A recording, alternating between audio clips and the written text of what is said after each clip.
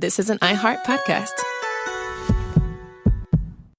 From iHeart Podcast. Before social media, before cable news, there was Alan Berg. He was the first and the original shock jock. That scratchy, irreverent kind of way of talking to people and telling them that you're an idiot and I'm going to hang up on you. This is Live Wire, the loud life and shocking murder of Alan Berg. And he pointed to the Denver phone book and said, well, there are probably 2 million suspects. Listen on the iHeartRadio app, Apple Podcasts, or wherever you get your podcasts. Hey, when's the last time you've listened to Hot 99.5? Because we have all of the hit music, but also a lot more. Like Intern John in your morning show. I'm Elizabeth Bethany. I want to make sure you always know about the latest events, deals, and things we're making fun of around the DMV. I love this station. You talk about real stuff. And Nick Gomez gets you access to all of your favorite artists. And we're all giving a bunch of things away every day. In fact, you might even be able to win $1 million. Oh, snap. I want to. Awesome. We're DC's #1 hit music station. Hot 99.5. Hello. From Wonder Media Network, I'm Jenny Kaplan, and this is Womanica. This month, we're talking about maritime madams. Whether through scientific study, aquatic exploration, or legendary prowess, they harness the power of the bodies of water that cover our Earth. On March 29, 1869, Newport, Rhode Island faced a treacherous storm. A torrent of rain and snow pummeled the harbor.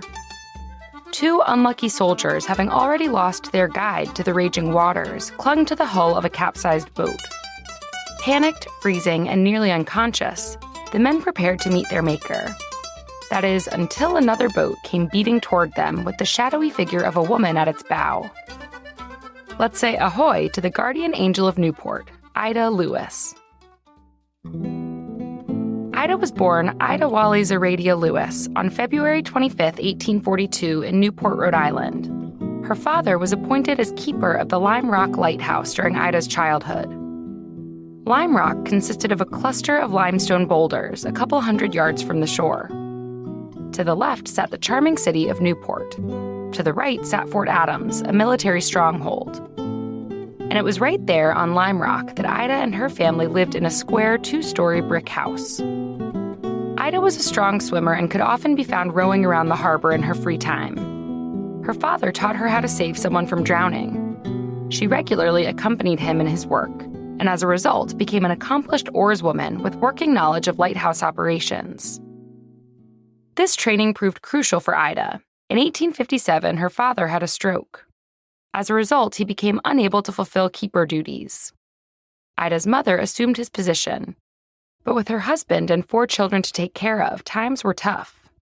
Ida, merely a teen at the time, was the eldest of her siblings and stepped in to help. She rowed her 2 younger brothers to shore for school each day. As for the lighthouse, Ida kept it running day in and day out. Like clockwork, Ida went to the top of the lighthouse tower and filled its lamp with oil at sundown and midnight. Every morning, she extinguished the lamp and made sure its wick was trimmed. In the 19th century, lighthouse keeping was one of few non-clerical federal jobs open to women. The principal duties of lighthouse keepers, lamp lighting, lighthouse maintenance, and watching the coastline, were seen as domestic tasks that didn't disrupt traditional conceptions of feminine responsibility. But Ida took the role in a different direction, defying expectations for what a woman could do. Let's go back to March 29, 1869. The whole of Newport was shrouded in a storm. Ida and her family hunkered down in their home. But Ida's mother decided to check the lighthouse's lamp supply before locking up for the night. Gazing out past the falling rain and snow, she spotted an overturned boat with 2 men clinging to its sides. Terrified, she called out to her daughter. Ida sprang into action, raced outside and down the rocks, and hopped in her boat. With her brother close behind, Ida pulled the oars against the raging waves with brute force, plowing toward the 2 army soldiers. When she reached them, her arms ached and her fingers were numb. Nevertheless, she dragged the soldiers into the boat with the help of her brother.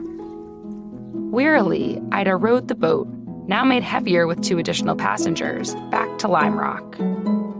Both men stayed the night in Ida's family's home and were nursed back to health. That was just one of Ida's rescues. In her lifetime, Ida saved more than a dozen people.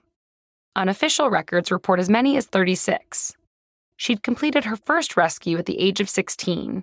But the 1869 rescue turned her into an overnight sensation, thanks to newspapers reprinting the story and Ida's image across the country. She appeared on the covers of national magazines, newspapers, postcards, hats, and collectibles. On July 4th, 1869, when the rest of the nation celebrated Independence Day, the city of Newport celebrated Ida Lewis Day.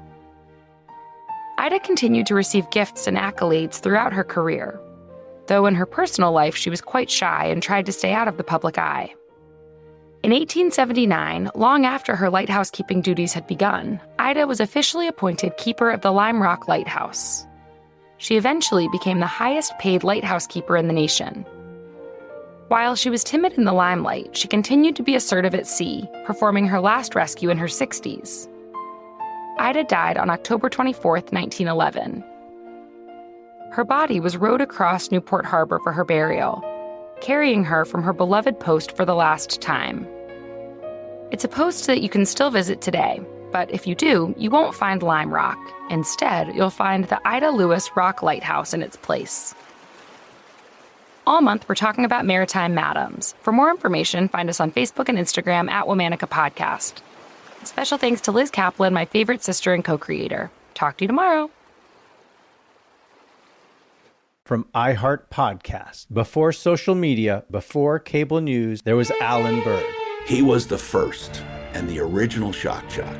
That scratchy, irreverent kind of way of talking to people and telling them that you're an idiot and I'm going to hang up on you. This is Live Wire, the loud life and shocking murder of Alan Berg. And he pointed to the Denver phone book and said, well, there are probably 2 million suspects. Listen on the iHeartRadio app, Apple Podcasts, or wherever you get your podcasts. This is an iHeart podcast.